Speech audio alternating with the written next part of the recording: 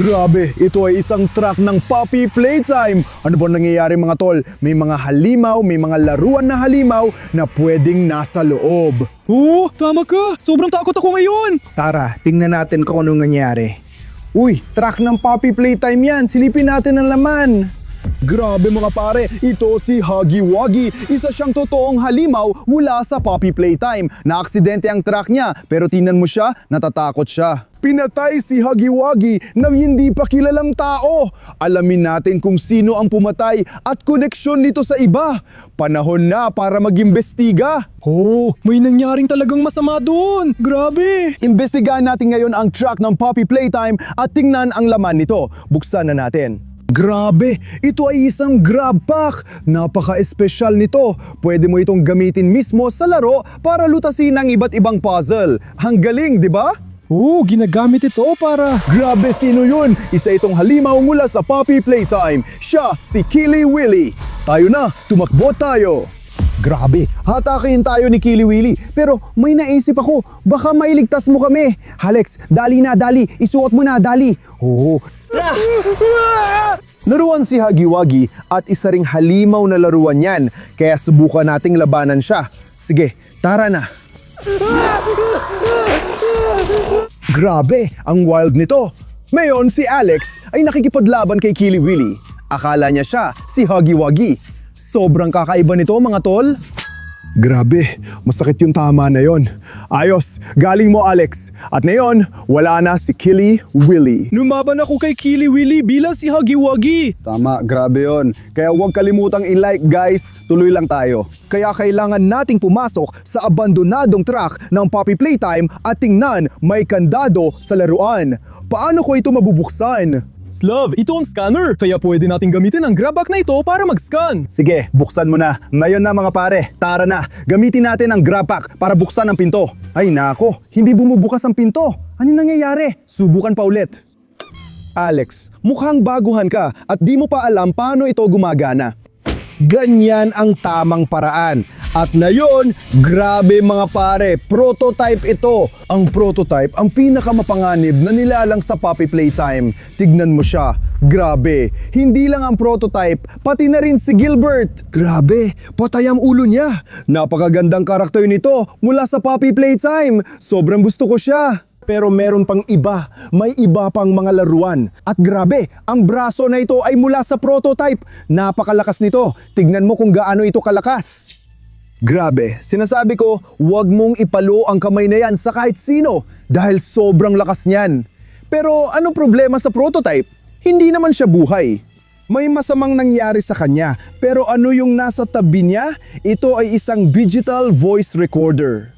Pwede nating patugtugin ang recordings para maintindihan ang nangyayari. Gawin na natin ngayon. Dadalhin ko lahat ng mga laruan na ito sa pabrika ng laruan at papatayin sila. Grabe, parang sama nun. May isang nakakakilabot at makapangyarihang nilalang na siya ang may kagagawan ng lahat ng iyon sa mga laruang ito. Lahat sila ay pinatay ng lalaking nag-record ng boses na ito.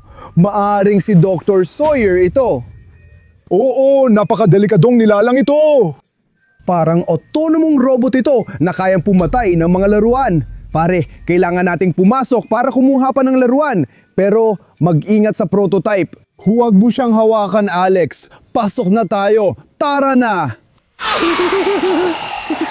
Sige mga pare, pasok tayo sa loob ng truck. Uy, ang creepy ng itsura nito. Ito ang kahon ng masasamang laruan na pagmamay-ari ni Lily Love Braids. Isa rin siyang napakadelikadong laruan, isang napakadelikadong nilalang. At tingnan mo dito, parang isang masamang tea party ito. Lahat ng mga tasang ito ay ginagamit ni Lily Love Braids at lahat sila ay may mga pulang madugong mansa dahil ang mga laruan na ito ay dating bahagi ng isang tea party. Tama ba, Alex? Oo, at si Lily Love Braids ay sobrang nahuhumaling sa pagkakaroon ng mga tea party. Oo, tama ka, si Lily Love Braids. Baliw siya, galit siya sa mga tea party. Bubuksan natin ito at titingnan kung ano ang nasa loob ng treasure case na yan na isang masamang tao. Naku, grabe, ang creepy nito mga pare. Isa na namang pinatay na laruan ni Lily Love Braids ito. Ito naman si Pusang Nev. pinatay din siya ni Lily Lovebraid. Mas mainam na wag mong makilala si Lily Lovebraids sa tunay na buhay. May iba pang nakatago rito sa gitna ng kahon ng masasamang laruan. Grabe! Ito ay isang puppy gel! Napaka-espesyal ng sangkap na ito sa pagkakaalam ko, kaya nitong buhayin ang mga laruan. Delikado ito. Oh, Slav, maswerte tayo dahil maaari nating buhayin muli ang lahat ng laruan. Maaring balib ang mga laruan na ito at hindi ako sigurado kung totoo o hindi ang sangkap na ito. Subukan ko muna. Ang sama nito, nakakadiri ang puppy gel. Mas mabuting huwag mo na lang subukan. Oh, hindi mo sana ito ininom. Hindi ako sigurado, pero may isang bagay na interesante. Mukha itong Lily Lovebraids at may pindutan na nagsasabing pindutin dito kaya gawin natin. Oh, Slav! Let's start the tea party. Sandali, sinong nagsasabi niyan? Diyos ko, ito ang Lily Lovebraids. Diyos ko. Her head was chopped! Diyos ko, yon ang kanyang lilang tirintas. Diyos ko, tingnan mo siya. Sino ang gumawa niyan? Lahat ng mga laruan na ito ay pinatay. Ang prototype ay pinatay. Si Huggy Wuggy ay pinatay. At siya, si Lily Lovebraids ay pinatay din. Diyos ko, umalis na tayo dito. Halika na, lumabas na tayo sa truck. Diyos ko, ang truck na ito ay parang baliw. Mukhang isinumpa ito.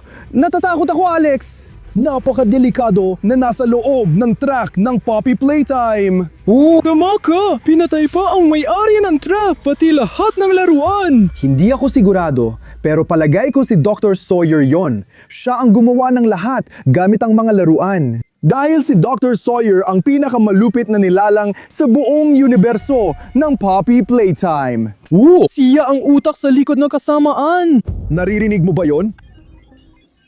May kakaibang digital na ingay mula sa kubo na hindi pa namin naimbestigahan, kaya dito pa rin ito nanggagaling. Diyos ko, si Dr. Sawyer yan! Totoong si Dr. Sawyer ito! Kayo mang dalawa ang nakakita sa akin, tama? Oo, kami ang nakahanap sa iyo. Ikaw si Dr. Sawyer, tama. Oh, ako si Dr. Sawyer. Pero ikaw ba ang pumatay sa lahat ng mga laruan na ito? Bakit mo ginawa yon kay Huggy Wuggy at Lily Lovebraids? Hindi ako ang pumatay sa lahat ng laruan. Kung ganon, sino ang gumawa nun? Ibang halimaw ang gumawa noon. Kamukha siya ni Huggy Wuggy, pero Naku po, Alex. Ikinukwento ni Dr. Sawyer ang tungkol sa nilalang na nakita natin sa simula ng video, tama? Mukha siyang Huggy Wuggy pero mas malaki siya, mas malakas at siya ay itim. Nakita natin siya, di ba? Oh, tinamaan ko siya ng ganon! Oo, pero kung paano nagkakaugnay-ugnay ang lahat, hindi ko maintindihan. Sinasabi ni Dr. Sawyer na malakas siya, pero natalo mo siya. Bahagyang natalo mo siya. Oh, nasa na siya na yun? Hindi ko alam.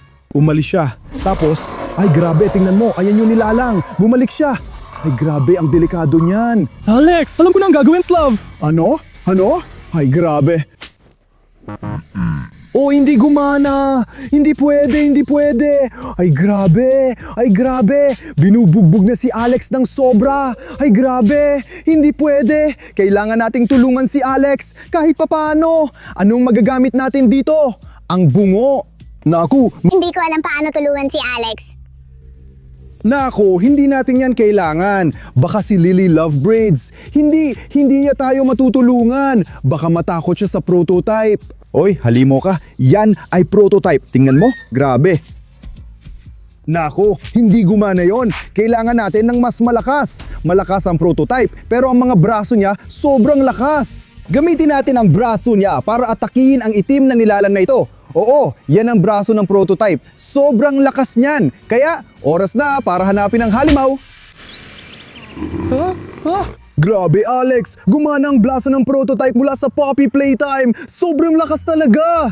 Oh, tama ka, Slav! Maraming salamat! Kaya imbestigahan natin ang itim na Huggy Wuggy na kilala rin bilang Kili-Wilu.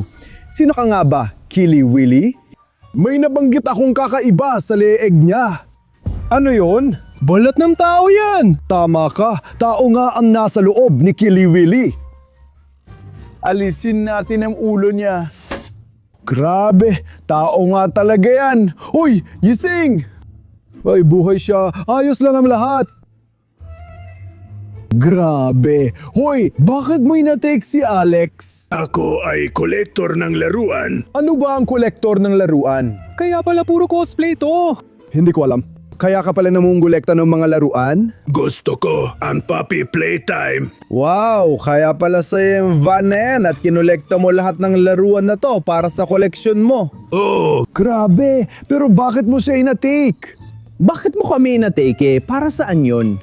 Cosplay ba talaga yon o kalokohan lang? nagnakaw siya ng mga laruan. Sinubukan mong nakawin ang mga laruan? Hindi ko ginawa yun. Sa totoo lang, mukhang sinusubukan mong nakawin ang mga laruan.